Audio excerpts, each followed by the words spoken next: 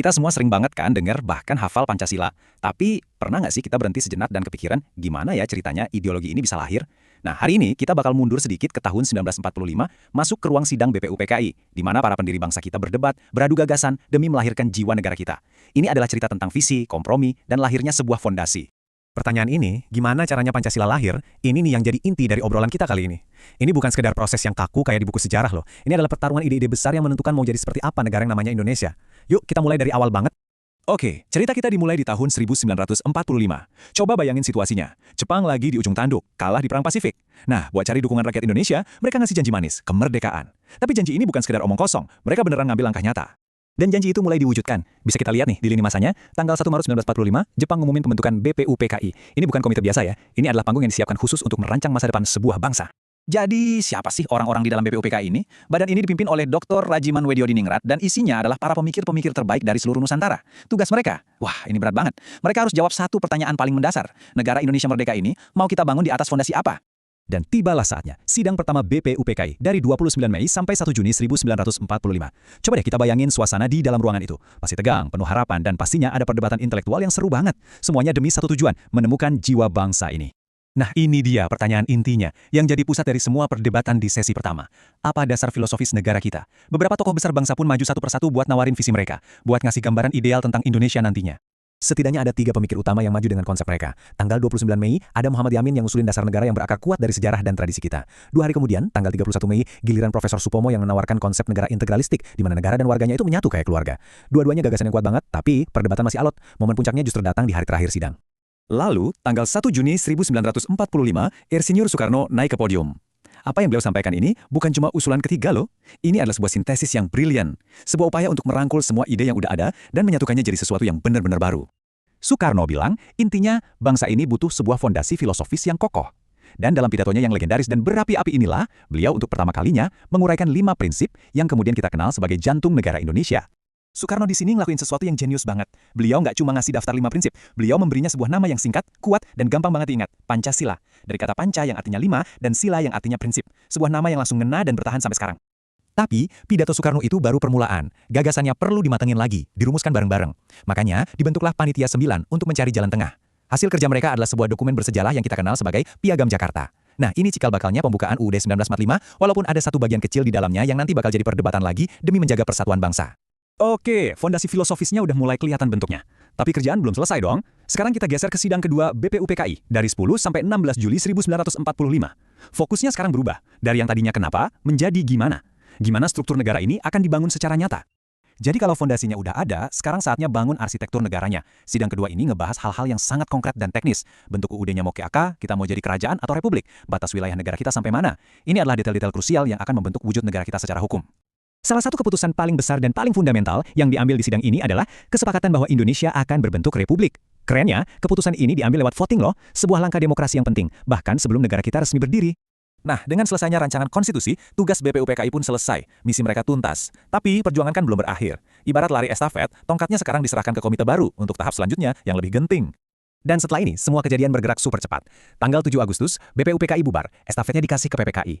Cuma 10 hari kemudian, 17 Agustus, kita semua tahu Indonesia memproklamasikan kemerdekaannya. Tapi, perjuangan belum selesai. Tonggak paling penting justru terjadi sehari setelah proklamasi. Nah, ini dia puncaknya. Tanggal 18 Agustus 1945. Hari di mana semua perdebatan, semua kompromi, semua visi para pendiri bangsa akhirnya disahkan. Pancasila secara resmi ditetapkan sebagai dasar negara dan tertuang abadi dalam pembukaan Undang-Undang Dasar 1945. Sah! Jadi, kenapa sih kita perlu tahu cerita ini semua? Kisah BPUPKI ini bukan cuma sekedar catatan sejarah yang harus dihafal buat ujian. Ini adalah tentang sebuah warisan, tentang nilai-nilai yang terus hidup dan membentuk siapa kita sebagai sebuah bangsa sampai hari ini. Dan inilah warisan terpentingnya.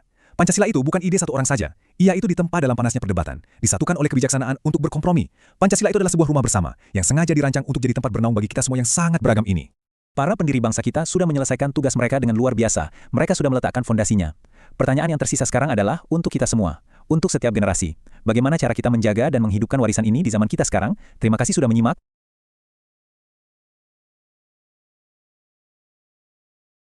Selamat malam dengan Mbak siapa? Najwa. Oke Mbak Najwa. Jadi aku di sini mau tanya 3 pertanyaan tentang seputar Pancasila. Yang pertama itu Pancasila itu kira-kira masih relevan nggak sih sama kondisi negara kita yang sekarang? Dan kalau boleh tahu kenapa tuh? Baik, jadi menurut saya Pancasila tetap masih relevan. Karena ya pedoman kita itu kan Pancasila ya. Iya, gila bener tuh. Jadi tetap jadi pedoman itu. Kalau mau Siap. ya. Gilui bener banget tuh. Oke, lanjut pertanyaan kedua. Kan sekarang zamannya media sosial nih. Kira nih, media sosial itu mempengaruhi cara pikir generasi muda nggak sih ke Pancasila sekarang tuh? Oh itu pasti sih, itu sangat mempengaruhi. Wah, oke. Ya, karena terkadang media sosial itu kan juga ya orang-orangnya kan juga beda-beda ya, sama orang kayak pendapat orang itu kadang juga buat bisa buat perpecahan juga, dan maka dari itu Pancasila itu juga harus jadi pedoman biar tetap baik-baik saja. Gilu setuju banget nih. Next, pertanyaan ketiga. Sebentar. Pertanyaan ketiga. Jadi kan Pancasila itu harusnya bukan hanya sekedar teori nih. Jadi gimana sih cara kita biar bisa mengaplikasikan Pancasila biar nggak jadi teori aja, biar bisa dipraktekkan di kehidupan sehari-hari. Oke, baik. Jadi sebenarnya Pancasila juga udah kita lakukan setiap hari ya. Contohnya kayak ya dengan sila pertama kayak kita tetap bersatu, tidak saling. Sila ketiga maksudnya? Oh iya, sila ketiga, sorry, persatuan Indonesia ya. Iya. Kita bersatu. Terus kayak dengan tidak membeda-bedakan teman, terus beribadah, tidak saling membeda-bedakan, itu juga udah termasuk meneladani Pancasila. Setuju banget, jawabannya memuaskan banget. Terima kasih Mbak Najwa. Sekian. Assalamualaikum warahmatullahi wabarakatuh. Saya di sini Fazil Maulazini dari Departemen Teknik Elektro bersama Saya Jonathan Septian Lambang dari Teknik Elektro juga. pada kesempatan kali ini saya ingin mewawancarai Mas Jonathan terkait sejarah Pancasila. Oke Mas, menurut Masnya ini bagaimana apakah Pancasila itu masih relevan dengan zaman sekarang gitu, dan alasannya itu gimana Mas? Oke, kalau kita bahas relevan atau enggaknya, kalau menurut saya sendiri itu sudah tidak relevan. Kenapa? Karena misalnya kita ambil contoh dari situasi yang terjadi pada Indonesia saat ini. Misal dari kemarin, yang pertama kita ambil dari sila pertama aja, Tuhan Yang Maha Esa. Berarti semua masyarakat atau semua orang Indonesia itu berhak memegang keyakinannya sendiri kan, dan mereka juga berhak untuk menganut agama masing-masing tanpa diusik oleh orang lain. Tapi pada prakteknya ternyata orang yang menganut agama yang bukan mayoritas itu masih diusik oleh masyarakat yang merasa terancam. Jadi masyarakat yang memilih agama yang mayoritas yang pertama. Lalu pada pemilu atau pemilihan presiden dan juga wakil presiden, itu terdapat banyak kejanggalan yang terjadi. Dari misalnya ada banyak campur tangan dari presiden sebelumnya kepada presiden dan wakil presiden yang terpilih sekarang. Situ kan tidak mengikuti nilai-nilai dari Pancasila itu sendiri. Dari dua kejadian itu aja, menurut saya Pancasila ini udah nggak relevan dalam zaman sekarang. Gitu. Oke Mas Jonathan, untuk pertanyaan selanjutnya itu, menurut Masnya ini bagaimana media sosial ini mempengaruhi generasi muda dalam memandang nilai-nilai Pancasila? Media sosial dalam memandang nilai-nilai Pancasila ya. Menurut saya cukup berpengaruh, tapi pengaruh terbesarnya dari media sosial. Jadi dari media sosial ini kan pasti konsumsi media sosial kita gunakan setiap hari itu pasti terbentuk oleh karena ketertarikan kita terhadap bidang lapangan. Selamat malam semuanya, perkenalkan saya Anissa Rutno Kurniasari dari kelompok 5 Pancasila. Pada kesempatan kali ini saya akan mewawancarai salah satu narasumber saya, yaitu Mida, tentang Pancasila itu sendiri. Mungkin selanjutnya kita langsung masuk ke pertanyaannya aja. Yang pertama, menurut Mbak, apakah nilai-nilai Pancasila masih relevan di zaman sekarang? Kalau misalnya masih relevan, kenapa? Iya, untuk nilai-nilai Pancasila di masa sekarang masih relevan karena dilihat dari beberapa bulan belakangan ini masih ada nilai-nilai Pancasila yang dilaksanakan, yaitu contohnya demonstran untuk membela hal-hal yang sekiranya belum sesuai dengan keinginan masyarakat Indonesia.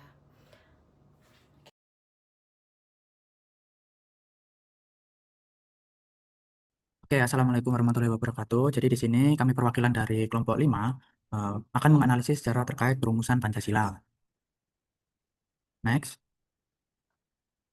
Oke, jadi pembahasan yang akan kami bawa yaitu yang pertama mengenai latar belakang historis, yang kedua sidang pertama BPU PKI, yang ketiga panitia 9, yang keempat sidang kedua BPU PKI dan BPKI, yang kelima analisis sejarah perumusan Pancasila dan kesimpulan. Oke, jadi dari latar belakang historisnya, perumusan Pancasila itu sebagai dasar negara Indonesia tidak dapat dilepaskan dari dinamika sosial politik yang kompleks pada masa menjelang kemerdekaan. Penjajahan panjang oleh Belanda dan Jepang mendorong semangat nasionalisme yang perlunya identitas bersama, yang mampu mempersatukan keragaman, etnis, agama, dan budaya. Proses perumusan ini mencapai titik penting dalam sidang BPU PKI tahun 1945, di mana tokoh-tokoh seperti Soekarno, Muhammad Yamin, dan Sukarno menyampaikan gagasan mereka mengenai dasar negara yang ideal. Pancasila lahir dari sintesis nilai lokal dan pemikiran modern yang berakar pada filsafat hidup bangsa Indonesia. Pancasila dalam konteks ini bukan hanya rumusan ideologis, tetapi juga refleksi dari perjuangan historis bangsa Indonesia menuju kemerdekaan dan persatuan. Next. Oke, jadi pada bab selanjutnya, sidang pertama BPU PKI yaitu pada tanggal 29 Mei hingga 1 Juni 1945.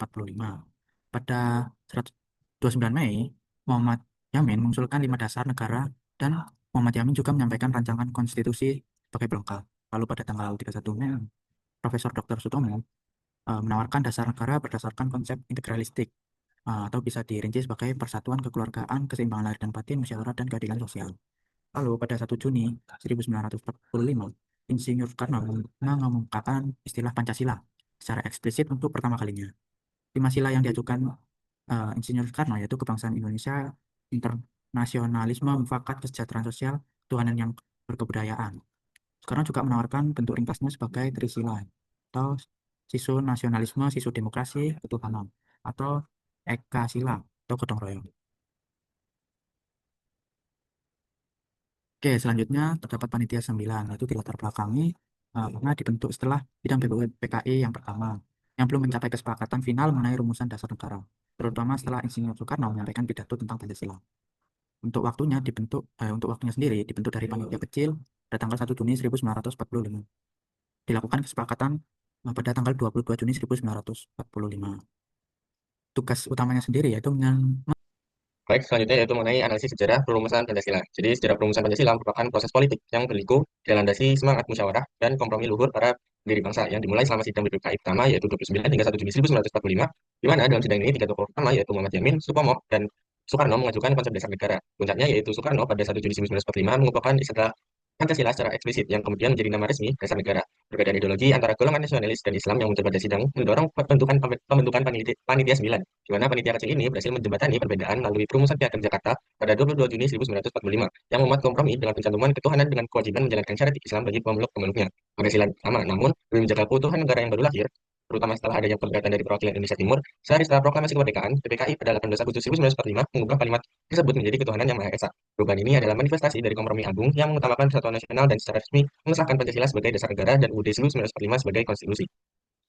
Lalu kesimpulan dari penjelasan yang telah kami paparkan sebelumnya, yaitu proses pembentukan dasar negara Pancasila dan konstitusi UUD 1945 merupakan serangkaian tahapan historis yang merupakan kearifan politik pendiri bangsa dalam mencapai konsensus. Proses ini dimulai dengan pembentukan BPU PKI yang bertugas menyelidiki dasar-dasar negara, di mana dalam sidang utamanya, BPU PKI menjadi arena lahirnya usulan-usulan dasar negara dari tokoh-tokoh seperti Muhammad Yamin, Supomo, dan Soekarno yang memperkenalkan nama Pancasila. Ada perbedaan dasar antara golongan nasionalis dan Islam kemudian dijembatani oleh Panitia 9 yang bertugas untuk merumuskan kompromi politik, di mana hasil kerja Panitia 9 merupakan Piagam Jakarta yang memuat rumusan pembukaan UUD dan sila pertama yang mencerminkan kompromi antara dua golongan besar. Akhirnya, setelah proklamasi kemerdekaan, tugas mengesahkan dasar negara dan konstitusi dilanjutkan oleh PPKI pada 18 Agustus 1945.